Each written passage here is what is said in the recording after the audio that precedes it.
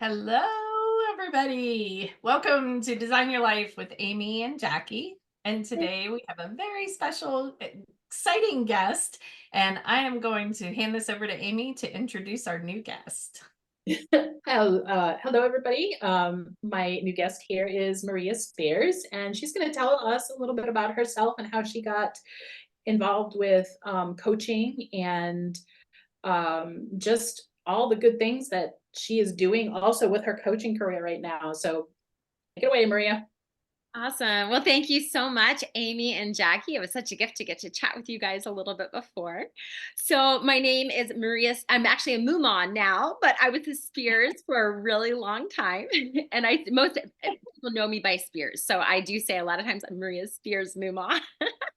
Um, but yeah, so I do coaching. I have a company called The Intentional Single, and I do coaching with a friend of mine who's a fellow coach, Megan Alfelt.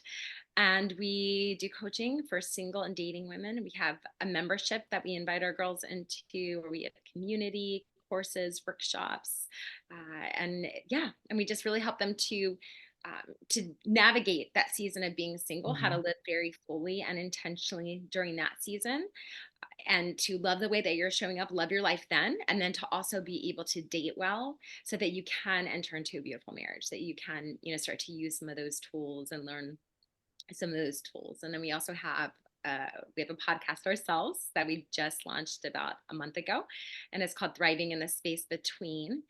And thriving in the space between, it's really we talk about this idea, this is where I am and this is where I want to be, and that space between is a space between, there's a tension right between this is where I am and this is where I want to be. And so we have a podcast, and yeah, that's kind of what I do. That's awesome. I love that you are helping and coaching women who are single because I feel like that I would have loved to have had that before I got Yes. married. Just Yes. what a blessing. Oh, So thank I you. can't wait to talk about that today. Yeah. Yes. First, can we talk about, okay, so how does especially in 2024, Maria, how do our young ladies find this man? What are we expecting when we get into uh, a guy comes up and says, I want to date you? Or, you know, how are we to be receptive? What are those things that we're looking for to be that woman Yes. and also look for that man? Yeah. So, Mm. Good question. So one of the things we talk a lot about is, sometimes I think in the dating space, and you do hear this even in the secular world, right? You hear people talk about like, oh, um, you know, don't just look for the one, be the one. But there actually is so much truth in that. So who are you becoming in your mhm, life right now, right here today? Because the way that you show up to your life does impact those who you attract around you. Very Mhm. often, if you're someone who does have moral character, who you show up that way, then you have greater chances to attract people who are kind of in that same space, who kind of play in that same yard, right? Now, that's not to say you're not going to have a lot of other guys that also are interested in you, but if you live out of that space with confidence, with joy, with love, depending how you're living out of that space, that's going to really impact your interactions with those around you. Even the people that, we talk about being introduced through friends, or, people do a lot of online dating, all the things, but it can just be a helpful tool to be living that space intentionally first. And mhm. then as far as like what you're looking, the other thing that we talk a lot about too is we kind of get into hormones, and we also get in the way that those impact the way that you're showing up. So for example, these days, a lot of women have been single for a long time. And many times, if women have been single for a long time, we can actually get into more of a masculine, testosterone driven energy. And it's not a woo woo thing. Like, it literally is. Dr. John Gray's done a lot of research on this. And basically, and there's another gal, totally blanking on her name, but what they've discovered is that as women, like if we are in this, like having goals is so good. Going after, being intentional, those things are so, so important and so good. But what can happen is if we're Miss Independent all the time, and we're always relying on ourselves, and we don't ask for help, and we, it's kind of, if it's to be, it's totally up to me space. And a lot of women, at this point, they're having to provide for themselves completely. There's so much that they are just taking on, that it can actually end up elevating their testosterone, which also for women also will elevate their stress levels. So testosterone goes up, estrogen goes down. Well, what happens then when they're interacting with a man, it rather than it creating a space for attraction, chemistry, better connection, it actually can do the opposite. Oh my And God. so that's happening. We're seeing that happen a lot. And it was really interesting when my husband and I were dating, because this was kind of how I started learning about this. Was we started having some challenging spaces in our dating. Like, I would be in high testosterone driven space all day. I was doing a buttload of traveling. I was speaking and I was singing. I had multiple businesses. I was doing coaching. I was all these things, right? And I had a house, and there was all these things that it was my stuff. I was doing it all. And I did not necessarily naturally just ask for help for things or whatever. And so what would happen is I would, to the end of the day, Matt might come in town, and he'd come over to the house, and I would have just finished my day, and we would just like kind of butt heads a little bit. We just were not connecting the way that you would think a man and a woman would be connecting. And he would be like, hey, how about why don't I make dinner? Cause I also was, I was having dinner on the stove, trying to do it all. And he's like, why don't I finish dinner? Why don't you, like, you've been going, why don't you like go take a shower, get chill, whatever. And, sit down, we can eat, go from there. I was like, okay. So I would leave. I would go I'd go take a shower, get in comfy clothes. I kind of take my time. I'd come back. And I was a different person when I came back. And suddenly the way of like kind of bumping into each other in that way where we weren't connecting totally disappeared, and we'd reconnect. And we ended up then diving into some of this research and realized, oh my gosh, what's happening is I'm coming off of this high driven testosterone space, which is the opposite of being receptive, which is the opposite of being more estrogen driven, because that more estrogen driven space is actually open. It's receptive, it's feminine, right? Feminine doesn't mean wearing pretty dresses all the time, like it can, but feminine is it's an openness. It's a fiat space. It's like, here I am. And so what would end up happening was I had to learn how to, what we call it, turn back into a girl. And there's different things that we tell our girls, to do. We give them a whole, in one of our courses that we take them through, they actually get a whole list of things that they walk through and kind of figure out what is my turn back into a girl routine before a date or at the end of my work day or whatever it is. Because it's not that you can't be driven. It's not that you can't do all those things, but learning how to step back into a feminine space, which actually creates for attraction to happen and, good chemistry. That is something that has to be learned because the culture does not foster that anymore. Before it used to, but it's totally changed and does not. So My mind is blown. I mean, it's just like, as I'm listening, I'm going, that makes total sense. Like, when you hear it so well, eloquently spoken, it's just incredible. Like, you see, the culture is absolutely that way. And as women, like, just being able to understand that even that one tiny little thing, we could just like change our whole world. And it has. I mean, the stories that our girls experience just learning this, there's a lot of ways that we are unknowingly emasculating men, which actually ends up bringing out the worst in them. But it's so subtle. And again, we dove in kind of the research on this too. And it was so fascinating. There's a gal who's been studying men for over 30 years now, and she's pulled thousands of men. And so what we've learned, we've kind of combined all this, all the gems from the different spaces, and to say, wait a second, how can we thrive in this place? And our girls, like, their dating experiences are so different, it doesn't mean that they're finding the man right away. Cause Right. again, there's a space between both like you and God, where you're kind of working in this space together, but it's changing their experiences with the men, because as women, a lot of times we have no idea the impact that we have on men and the way that men really do. Many times they'll rise or fall a lot of times to the standard that we hold as women and the way that we hold that standard. Because if I'm holding that standard from a space of like testosterone, oh, don't mess with me, boy, kind of that Right. kind of that's whatever. That's very different than actually like I'm operating from a space of no, like this is my heart. This is who I am. Like, because like I know you're a good man. And I know that like, it's a very different experience of one can be shaming versus Mhm. one is an invitation to rise. Right. That's one Oh, thing I that remember my husband always said to me was, "You make me wanna be a better man." That Yes. that touched my heart so much because I was like, "Really? Like, how am I doing that? I don't even know."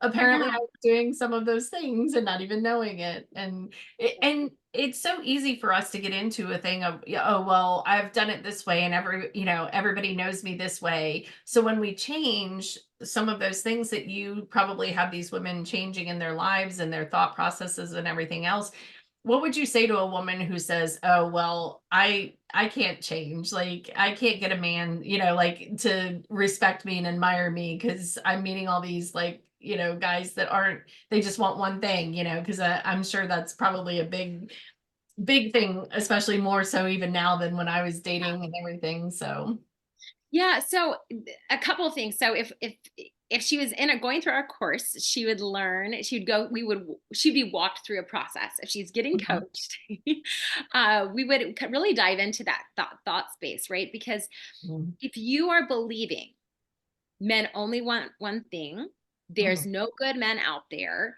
All the men I meet are slobs or are, whatever, all the negative stuff that gets put out there. You're right. You won't meet a good man.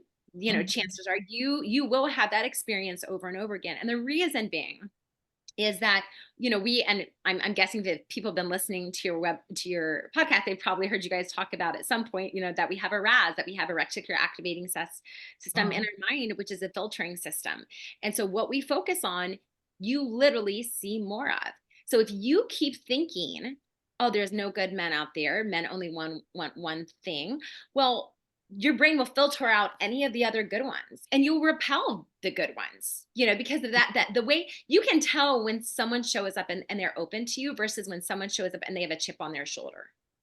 Because mhm. it's not rocket scientists, right? You Right. can be around women where you can tell they're mad at men and they have bitterness. And I'm not even saying that like, and I want to come at this space from a place of compassion too, because it's like so many women have been hurt by men. Yes, Like there's, absolutely. and so it's like, it's not to shame women who've had these wounded spaces, because I would venture to say most women, like I don't know that I know any woman who has not been hurt in some capacity by a man. And on the flip side, like having conversations with men, and men have been just as hurt by women in a different Mhm. way, but Yes. it's not as obvious. And so, so I think, to that woman would be first of all to say, like, let's look at those wounded spaces first. Let's come to really spaces just like curiosity and compassion. Like, well, why do you believe that? What Mm, happened there, right? Was there a space where, do we need to do some renouncing of vows that's keeping you stuck? mm, Do we need to, is there some inner healing work we need to do? Is there, and then moving forward, because is it 100% true that men only want one thing? mm, No. Biologically, neurologically, theologically, we know that is not true. The mm, research shows that, let alone just what we know about the human person. And so to narrow, to reduce men to just, well, they only want one thing is such an emasculation, is such a disservice to them. mm, Now, do they have a higher sex drive? A lot of times because of testosterone. Even that's not 100% true, but is that, is that more? Let's go with that. Yeah. Does that make them bad? Does that make them wrong? Does that have to be a problem? What if that could actually be a gift? mhm, Because it's that driving space, that's like sexual desire, right? Like that it can actually be fuel for them to be an amazing gift in your life. mhm, But if you view their sexual desire as something that's bad or dirty or evil, well, you're probably going to keep showing, that's going to show up that way in your life. Versus, man, you have such a gift. And maybe no one's invited you to rise in that space. Maybe they've never been taught what you have in your sexual desire is such a beautiful gift. And they've just never been taught. Well, women, we have a beautiful invitation here to mhm, invite the men. You know, I remember dating this guy. We actually only went on a couple dates, and we kind of got in this conversation around this whole topic, and he definitely had been living a different life as far as purity went. And through some of our conversation, he ended up being open to, because I was telling him a little bit about theology of the body and what a gift that had been to me. And I don't know if your guys' Yeah. podcast is religious at all or not. And so Oh I yeah. was thinking about that. I was like, I'm saying I this. mean, God is a part of our lives and who we are. Yes. So yes, you Okay. can't help it, right? Yeah. Okay. So anyway, so I gave him a set of CDs to listen to. There were CDs at that moment. He had a CD player in his car. I know we don't really use those these days, but anyway, so he listened to. He ended up. He was going to be on like a 10-hour driving trip or whatever. He listened to the whole thing there and back, Wow. and he ended up coming back and he called me up and he said, "Listen, I need to apologize for lusting after you." Wow. I have And goosebumps. the humility, the way he's like, Maria's like, this is like totally changed the way that I had no idea. I had no. Wow. And so I Wow. just think as women, there's ways that we can invite these precious men, even if Mm. they're not our husband, you know, Yeah. in some ways, even better if it like every man, and we tell our girls this, every man that you go on a date with, they should be better. Their wife should be able to come up to you and say, thank you for having dated my husband. Like that is the way we should That's treat powerful. Yes. Yeah. It's a And you're very giving me goosebumps right now because I see the beauty in that and being able to like have that impact on a man. And it's funny because like I noticed that with my husband when I look back now and I Yes. think, because I wasn't in this space. I didn't have all of this knowledge and skill set, but just knowing that like when I met him, I was kind of done. Like I was done with men. And so it was just a place of like, okay, I don't care. Like you can come or go. Like I can take you or leave you. It really doesn't matter to me. But Yeah. it was a blessing in that moment because being in that I'm done space allowed me to hold him to a higher standard than Yes. I would have normally held a man to because I had all these preconceived notions about them.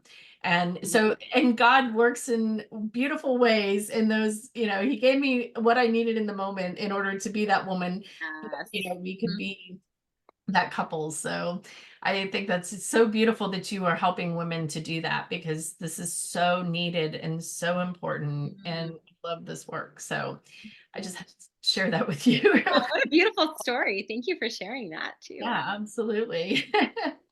And I have so many more questions, so let me think of what they are. But in here. Amy, did Um, you get some you wrote down? Because you're really good at writing questions down as you that's think. what I was. Yeah.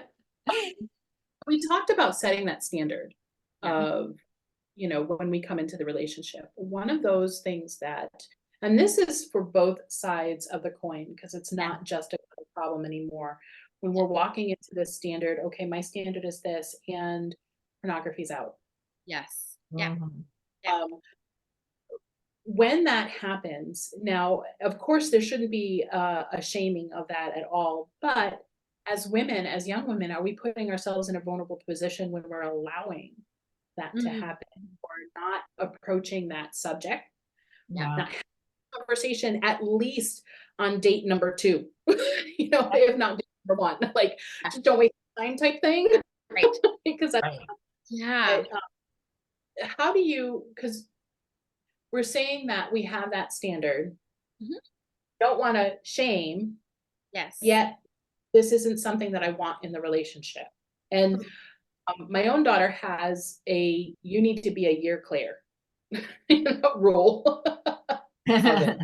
Yes.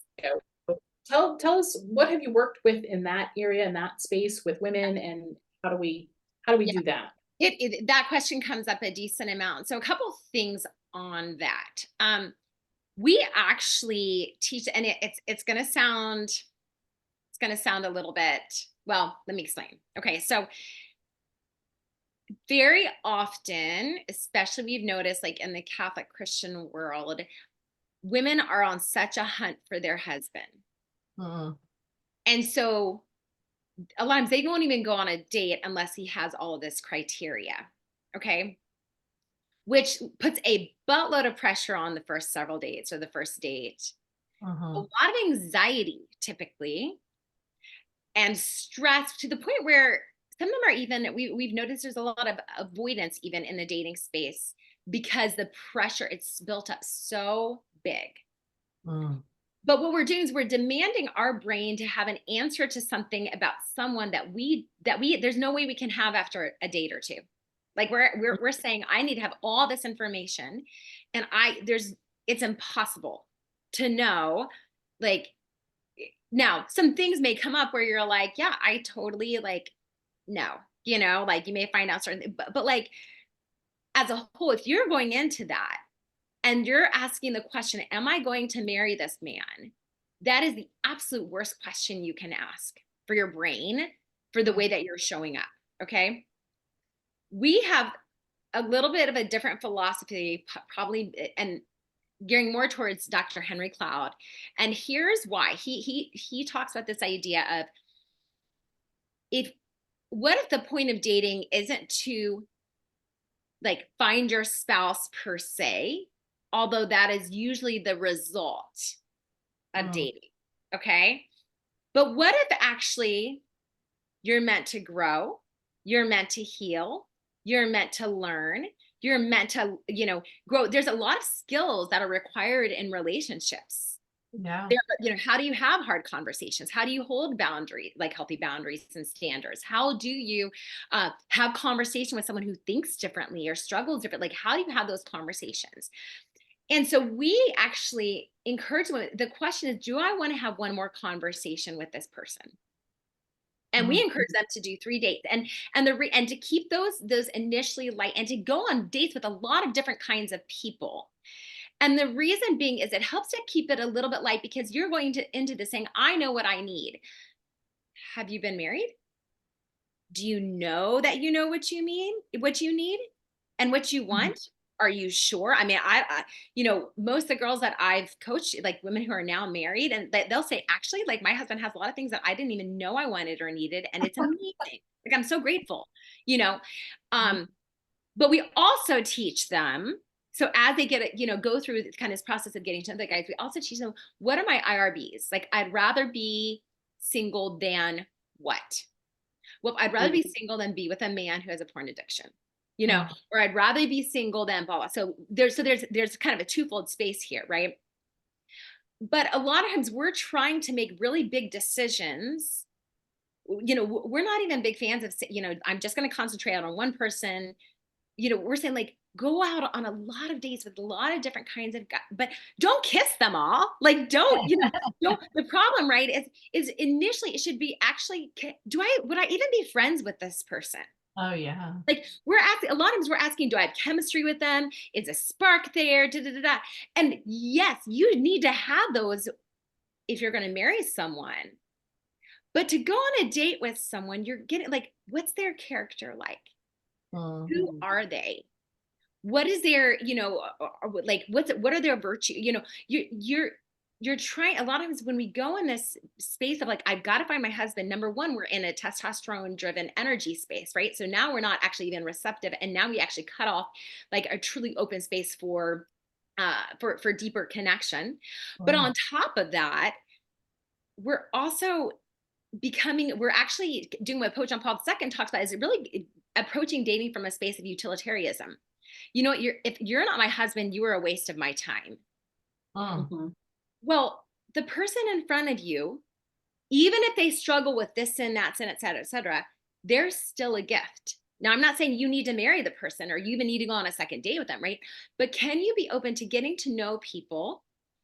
And as you're getting to know people, you're having those conversations of like, yeah, like, what are you looking for in someone? What kind of things, like, what's your space of integrity? What do you think about sex outside of marriage? What do you think about pornography? What are your, and you're having those conversations, but rather than from a place of grasping control, I need to know if I don't get about, it's very different than opening my hands, because what happens is fear drives a control and a closed off space. When we're fearful, we want to control. And in controlling, we get into like a locked in, got to keep myself safe no matter what. Right. And so there is absolutely an invitation and a space to have those conversations. But if you're asking that right off the bat. And in our opinion, again, guys, there's so many different ways to date. This is just a beautiful way that we've seen to help women to open up that space more, because what's happening is they're putting such a high standard on things out of self-protection Mm, versus out of actually knowing. mm, Now, are we going to say go date someone who is in the process of it? You know, most men at some point, we were just talking with Dr. Morris Acosta. We had him on our podcast recently. He's a Catholic therapist and deals with so many different things. One of those being, you know, he's worked with men who've struggled with porn, and so the question is like, how long have they been clean? You know, mm. it's that because most men have at least seen it, you know, and most men have struggled with it at some point. Yeah. And so he said, you know, the realistically, and honestly, even nowadays, most women have. Well, maybe not most, but a lot of women have. You know, I don't know that we're quite to the most part, but a lot. We hear that from our girls. Like we've had women come to us with struggles in these spaces. So, you know, so it's more as you're having these conversations, you get to decide, do I want to keep, because you're going on dates with a lot of different people. Mhm. And you're maybe even going on multiple dates with different people, but you're not locked in, because right now you're getting to know this person as a friend. You're not being romantic with them. You're not kissing them. You're, you know, do we have, you know, do I like their conversation? Mm, Do they treat me with respect? Do I feel safe around them? Are they someone who has things that I admire? mm. Do I enjoy, you know, like so rather than trying to get all the way over here when you haven't even looked out over here, like he may not even be someone you'd be friends with. Why the heck, right? Are you trying to jump into this space if you wouldn't even be friends with? Don't marry someone that you wouldn't be friends with. Yeah. Right, right. You know, a friendship is a foundational space. And so, you know, so again, I don't want to make lightly of that, because that is a very serious thing, 100%. And I think as you're getting, if you recognize, wait, I'm starting to get to, you know, you're starting to have these open, honest conversations with people. And as you're starting to, you know, if you notice, wait, I'm starting to spend more time with this person, because we really encourage, like, go on dates, like be going on dates with 5 different people, you know, 3 different people, 2 different people, whatever. But keeping it lighter in the sense of right now I'm getting to know people. Mm, Mhm. And then as I get to know them, I'm able to see, oh, what kind of character are they? What are their Mhm. thoughts on porn? What are their struggles? You know, and then in that getting to know, so you're not giving your heart away right off the bat. Because I think what ends up happening is women get so emotionally, this is my head. And if you're only dating one person, that's one of the reasons it's so easy to get, you're locked in on this guy. And then you get really physical really quick. And then you don't have these conversations until later. Well, you're in so deep, right? Yeah, still a lot. Versus, yeah. And so that is more our philosophy on that. It's a little bit different, you know, I think, than a lot of people and we're not saying it's the only way. We're not even saying it's the right way. It's one way. right. Yeah. And we've seen it yield some beautiful fruit. And we've seen some of our girls have beautiful, you know, some gals who's this has kind of been the space to approach, have beautiful marriages as well, where the sexual area is such a beautiful space between them. So yeah. That is really interesting, because you talk about, you know, dating multiple people, whereas coming from, I'm kind of dating myself, you had that courtship Yes. and the dating. So can you tell us a little bit about the difference between courtship and dating? Yeah. Absolutely. So some people will choose to do courtship. And if you are doing courtship, have that conversation on sexual integrity within the first, you know, I wouldn't do necessarily the first one, the first date, but in a couple, or the first getting together.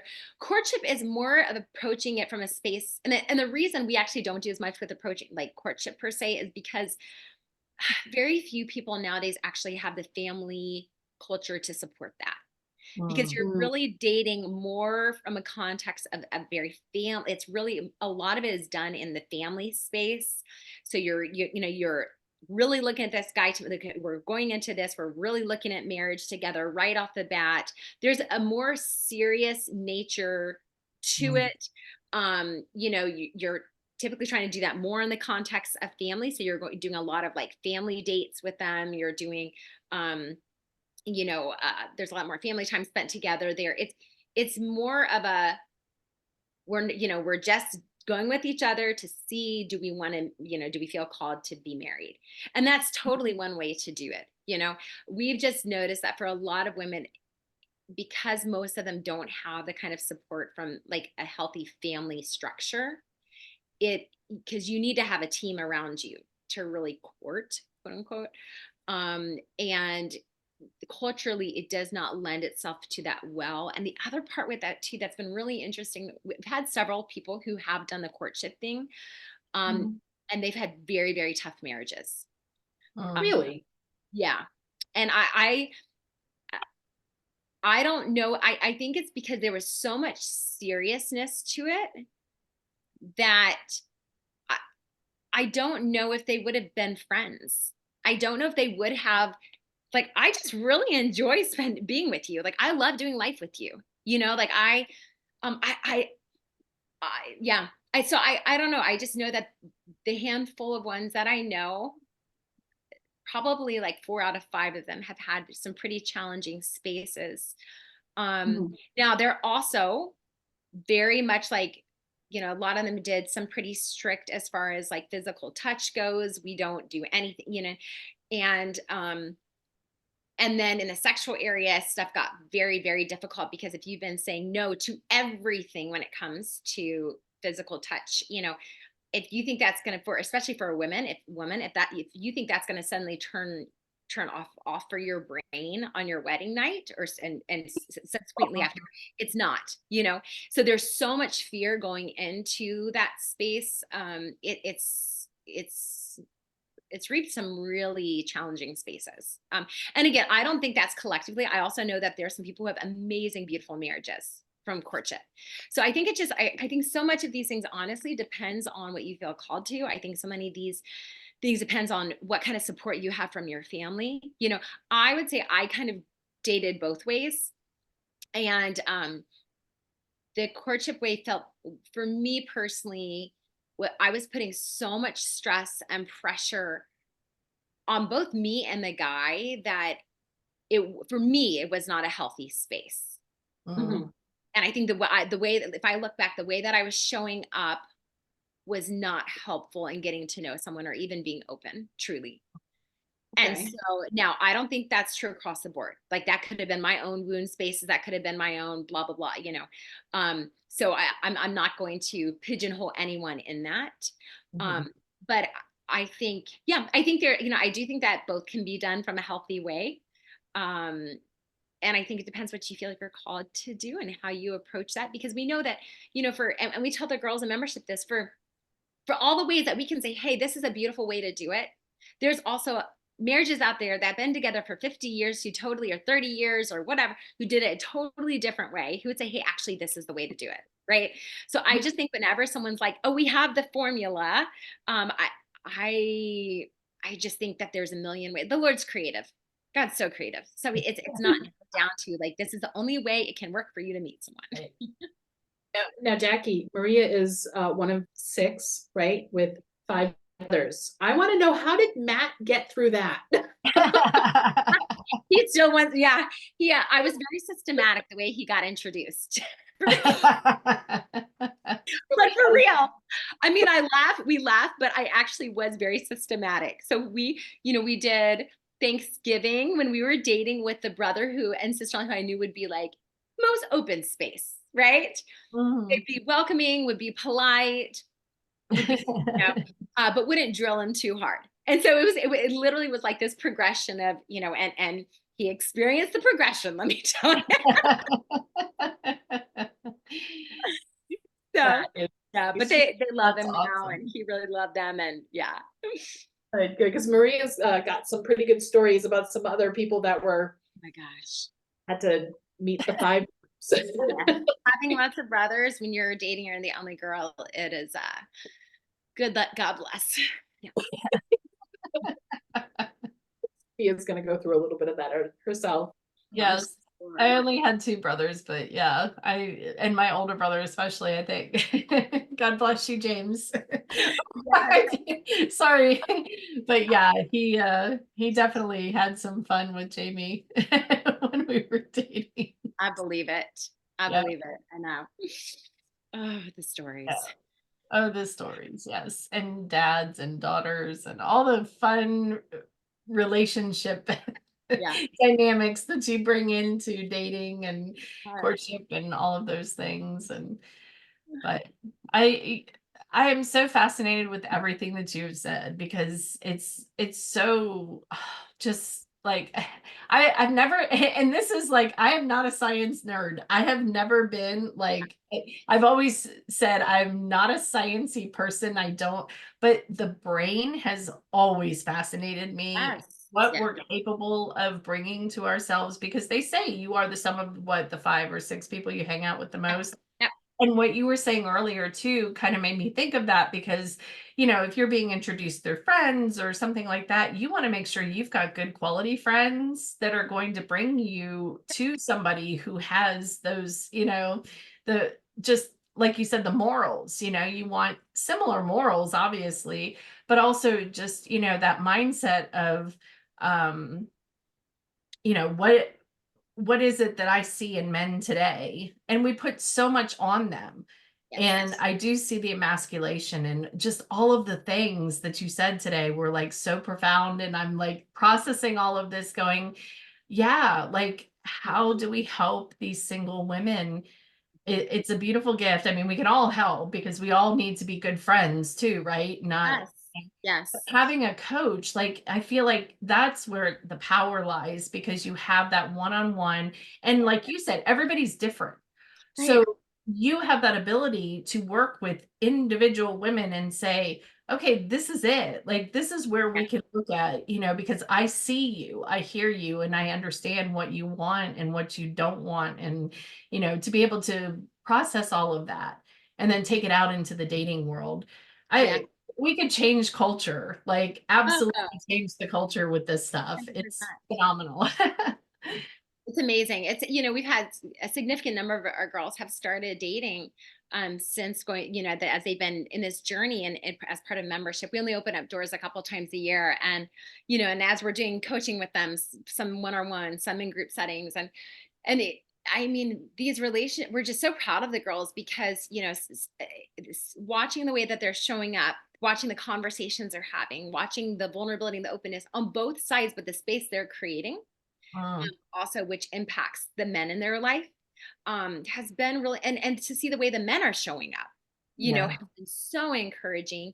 And even when, we've had several girls who've gone on this, dating journey, and the guy hasn't, they've decided like, maybe the guy decided, hey, this isn't what I'm looking for.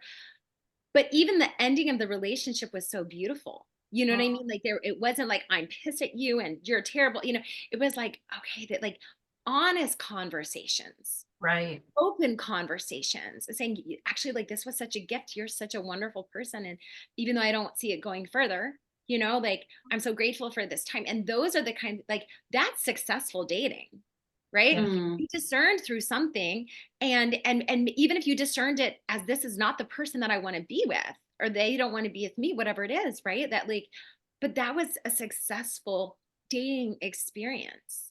Like Right. you are more like you've grown in this space, you've become. Are there some bumps and bruises? Absolutely. We don't get out of this life without that, right? But it's amazing when you're approaching from this space. We're just seeing the gals have such a totally different experience in their Mm, mm, dating experiences than we saw before. Like when we were coaching women before they had started going through some of our courses and some of the one-on-one coaching, I- it's day and night watching what's happening. And so it's just, wow. we're blown away by because they're doing the work, right? Like they're Right. being invited into this space and it's up to them. And it's beautiful and it's amazing. Well, and I feel wow. That too like the women have, you really have to know who you are. Like you have to be comfortable with yourself and not needing that validation from other people because so much of the time as women, we're looking for that man who's going to give us all the compliments and, just Yeah. like treat us so great and everything else. Well, and I used to tell my husband, don't put me on a pedestal because when I fall off, it's going to hurt. Yes, I said the same thing. Because I can't be like this perfect Yeah. woman you see in your mind all the time. Like I'm really not that Yes. woman, Yeah. but it was such a beautiful gift to be, to have that. But also I needed more of being able to have that own ability, my own ability to say, I am worthy of certain, Yes. like treatments and things like that from people. 100%. And what you just said about the breakup thing, like I feel like and everything's different. I mean, this is an oversimplification a little bit, but I think that it's probably accurate that so much of the hurt that we feel when relationships end is because we don't have those conversations, those beautiful conversations that say, I learned so much from, our time together. Or, Yeah. if we could have that ability to say that to other people, like we can just, because it's gonna hurt. I mean, it's your heart. Yes. Yes. You gave something of yourself to this person and it's Yeah. gonna hurt. So that's not saying that it's not gonna hurt, but to be able to walk away from that and say, yes, I'm hurting, but oh, what a beautiful gift that was, just Amen. that attitude of gratitude. And I've learned so much from you today, and I'm married, and I'm gonna take it to my marriage and just say, okay, this is it. Like we're gonna date again. Yes. Here you go. Or even like I love because there was a certain twist that you put to the which you're not vilifying the other person. No. Yeah. No. Relationship isn't going where it should be going because God hasn't called you. So Yeah. rather we tend to get that well, this person is X, Y, and blah blah blah blah blah, and we don't internally think, okay, well, these were the places that I could have grown in this Mm, relationship I was immature in. yeah. Um, Yes. I'm thinking about the past, relationships. I was like, yeah, I really did vilify them Oh, Mm, yeah. with yeah. my own immaturity at the time. Mhm. Yeah. I really, now I'm gonna sit and And this can contemplate. change all of our relationships. I'm thinking friendships, like dating, like everything. Yeah. Like this And is we so talk about that friendship powerful. is, they have a whole class on friendship that they go through in this because the way that you handle friendships is also going to impact the way that you're dating. Because if you don't know Mhm. how to have good friends, if you don't know how to hold boundaries, if you don't know how to ask for what you need, if you don't know how to have hard conversations, that's not going to magically switch because you're dating someone. Right. And so Wow. that's part of, they learn about attachment styles. They learn about, because that's important also. Sometimes interactions with people, what's going on is those are wound spaces. But if Mm, you know what are your wound spaces, because I would venture to say it's almost never one-sided. You know, right. Mm, because we all come to the table with our wounds. You know, Yes. right. and even we're all doing healing, right? But relationships, particularly, we talked with the girls a lot about this idea of like relationships as a catalyst for healing. Mm, Because yeah. so often we think, wait, I need to be in the perfect space to go on a date. I need to be in the perfect place to be in a relationship, right? Which goes back to identity. Right. Instead, actually, like there are going to be things that are going to come up through the process of dating, Mm, insecurities, frustrations, challenges, wound spaces that they're coming up because the Lord wants to heal them. mm, Mm, They're meant to come, just as in like marriage, certain things come up. They come up not because it's an accident, because the Lord's saying, hey, I want this healed. Let's go. yeah. And if it's not being brought up, we never even know to look at it. And I'm Right. not saying it's easy. Like the stuff we're talking about, you guys, it gets work. And I'm not even like none of us are doing it perfectly. I was telling the girls like a lot of the stuff we're teaching them. I wish I would have learned this years before because I'm still learning how to do those things in my interaction with my husband. You Yep. know, because a lot of these are skill sets, a lot of these are mindsets, and they're new neural pathways that we're creating to learn how to show up. And that does not happen overnight. Yep. So and that's where the community part, I mean, when the girls join membership, they also get put in a cohort of girls. So they're journeying for Yeah. 6 months with, 2, 3, 4 other girls together. And they encourage each other, they're hope holders for each other, their accountability, Yeah. and we talk a lot about like if something doesn't work out with someone, like part of being able to be ready to date means you also are ready to be rejected because that is a part of dating. But the Mm, question is, what are you making that mean about you? Can right. it be, can it be that dating can be like a lock and a key? If I try to put this key in, my house key into my car lock, Mhm. It's not going to work. But is something wrong with the car? No. Is something wrong with my key? No. It's just not the right fit. Right. Right. And so really we do a lot of that healing work with identity. I do a lot even with in the one-on-one coaching spaces, because the identity piece makes such a difference in the way that we're showing up. Do we know that we're worthy of a good man? Do we Right. know that we're able to hold boundaries and hold a space of integrity, of, of advocating for what we want, need, desire, etc., and Mhm. also receiving the gift of that other person? Right. Beautiful. Or are we so focused with our hands closed and we're so shut up and shut down that we miss the gift in front of us right now? Because that man in front of us, whether he's your husband or not, the Lord has him there for a reason. Are you Right. open to what that reason could be? You know? Wow. I see Yes. that too, and I love that because one of the things that I know, like, and this is my own personal experience, not anybody else's, just, marriage too. Like the single life, you have all these things, but when you get into that marriage, you've never been married before, God willing. So, like, you don't know what you're doing, Yeah. but that growth and that ability to grow, they say like you have to be growing together. Like you don't always have to be on the same page and everything else. It's just that whole both of you really want to be growing together because when one is stagnant, it does create more issues.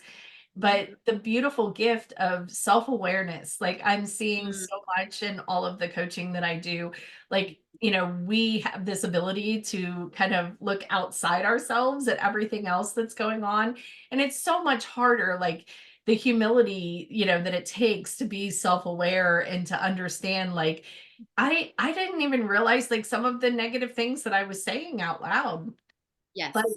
that's off-putting. How many of us want to hear like, oh, you could be doing so much better on this, Yeah. this, this, and this. Well, you're over here looking at me going, yeah. Have you looked in the mirror lately? So I love the power of self-awareness in any of our relationships, whether being single or married or anything else. But I think that your tips, not only are you coaching people to do that self-awareness and to know who you are and who you're becoming, but it can be taken into your marriage too. Like this is a lifelong process. We never stop growing. God willing, we really need Amen. that all the time. So if we're not growing, we're not living. So, it's just like, oh, what a beautiful gift you bring into your marriage too when you do this work prior to the marriage, because Oh, man. you're going to have struggles. Even if you did it great while you were dating, you're going to have struggles when you move in with somebody for the first time and you're like living together and sharing the Yes. toothpaste and all the things. Yes. It's a process, and we can get hung up on the little details and all of those things, but if you're putting in that work, then you're just going to get better, things are going to get better, and the marriage can be just as beautiful as the dating relationship. So many times people say, "Oh, and the marriage is the part where you die," kind of thing. Great. Oh, like what a beautiful gift your marriage could be to be with someone who you just enjoy being friends with for the rest of your life, right?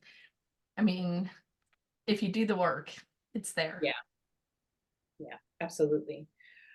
Before we sign off on these wonderful conversations that we're having, I did have one question. What are the ages that you work with? Are you seeing an uptick for, or like 15, 16, 17-year-olds? Are we holding that space for them as they're coming into their womanhood, and what that looks like in that space? So Great we question. actually are doing like 20s up to 49. So we usually do like 20, 21 to 49. And Okay. we had looked at a handful and we have both younger people reach out to us and we have older people reach out to us saying, oh man, I could, because the reality, right, is a lot of this information, honestly, people should be learning from the time they're in middle school. Yeah. Like moms should be teaching their daughters this stuff and their boys this, some of this stuff, right? Like there's stuff on both sides of it. We keep Megan and I keep praying that a guy will kind of take some of this stuff for the men and run with it. We keep advocating for that. We're like, we know the Lord has someone out there, a counterpart to do, but yeah, so teens wise, that is not, I have not dove deep into that, although a lot of these concepts honestly would be amazing, for the Mm. girls. Our focus is really like saying, we have a lot of people who are they're just out of college all the way up through 49. Oh. Typically, like that's our niche or demographic. Okay. Well, that's awesome. That's really great to know.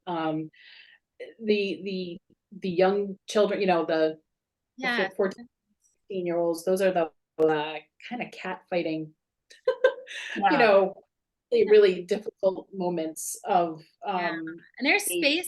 space, I think, for that. And I think so much of this stuff would change the way that they are showing up and the way they feel about themselves, because so much of that cat fighting goes back to identity, right? If you Right. don't know your worth, if you don't know, your goodness, what you bring to the table, if you don't, then of course everybody and everything's a threat. Right. Yeah. And then we Yeah. also have the brain person, like, even just little things like we've had, especially when I was doing some coaching for moms, one of the things that they were teaching their daughters was like, what you focus on, you're going to see more of. Yeah. That little shift in and of itself, you know, Mhm. Yeah. can be huge. Yep. That's what I just told a friend recently that because she said something about the self-esteem for girls and building it up. And I said, that's where my passion is lying right now, is to work with those middle and high school girls Mm, before we ever get out into the world. Because if we know who we are before we get into the world, excuse me, I'm losing my voice today for some reason. It's going to impact not just us, but the society that we yes. go out into. Because one of the, don't we all want our kids to be that person who stands up for others and who doesn't allow other people. I love that January always tells her girls, like, your opinion of me is not my opinion of me. And Yes. it's just such a beautiful thing because, if you can have that understanding, because even as adult women, we sometimes have to take a step back and go, okay, yes, I Yes. hear your opinion, but that is definitely not my opinion of me. Not that I think I'm perfect, but, I don't feel that I'm that particular person you're seeing right now. But then also, that's where I need to be self aware. And I think that, like I do work with homeschool girls in the middle school age group. And one of the blessings of being a coach is being able to take that into that world.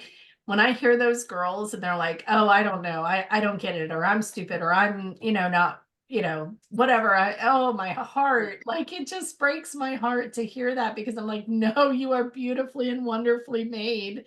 And you need to know that. Like, let me just tell you that right now. I'm just going to Mhm. share that with you right now in front of the entire class. Every single one of you, beautifully and wonderfully made. Just say that to yourself every single day. Because first and foremost, God created us. We, does he make junk? I don't think so. Excuse me. I'm probably getting a little choked up too, but anyway, so yeah, I see that, Amy. So I'm glad you asked that, because I do feel like we could really make a bigger impact by getting to these kids Yeah. sooner than, Mhm. than they're ready for you in the dating world. Because and that's where I'm so torn, because I know a lot of people have like that absolute 0% tolerance for dating in the teen years. And then we have, those other parents who are like, yeah, I'd rather them learn while I'm, they're at home and I can help them and coach them through it. So I'm kind of in the middle. Like I sit on the fence on that one. I don't have an opinion one way or the other. I'm blessed that my children don't have that desire to like date in their teen years. They're kind of just trying to figure themselves out. So I didn't even have to like address that per se. We talked about it, but I didn't have to say yes or no. But not everybody gets that gift. So some people have to make that decision. And, the biggest thing is just having those conversations with your kids, Mm. because, your self identity is tied to other relationships regardless. So what a Are big, there any parting wonderful words of yes. You probably have a million beautiful things you could say to us. Oh goodness. Um, I think just invitation to like live whatever season you're in with intentionality, to just recognize that this moment, this moment's a gift. We have 1,440 minutes in a day, and like we don't get those back. We can always make more money, we can always do more things, but we don't get our moments back. And so right. I think I would just love to extend an invitation, whether you're single, whether you're dating, whether you're married, whether you have children, whether you don't, like wherever you are in your season, invitation to just go all in on that with open hands. Mm. And with looking towards that the Lord has something good for you. Mhm. That is how you live in that space of that, that you may not know what your life's going to look like. You can write down your hopes and dreams and desires and goals, and we encourage you to do that. But if you know who the Father is, and you know his nature is good, he is good, even when things, and we all go through seasons where things are not good in the way that we are experiencing them, but that the Father doesn't let anything happen to you unless he has a greater good that's going to come out. So I think just both encouragement and invitation to use your moments well and trust that the Father has something good for you. I love it. I Beautiful. love it. We couldn't end on a better note than that, for sure. Kidding. Thank you so much for being with us today. This was such a blessing, and I really enjoyed. I just met you today, so it's just a beautiful gift to have met you, and I'm so glad we got to chat and share all of this beautiful, wonderful stuff. Thank you so much, and thank you for the beautiful work you guys are doing. Oh my goodness, thank you for just the goodness you're putting on the podcast, and then your individual coaching businesses you guys have going, and the people you're touching. I'm so grateful for the work that you're doing, because some of our girls, as they go on in their life, at some point could be working with you guys with the next steps.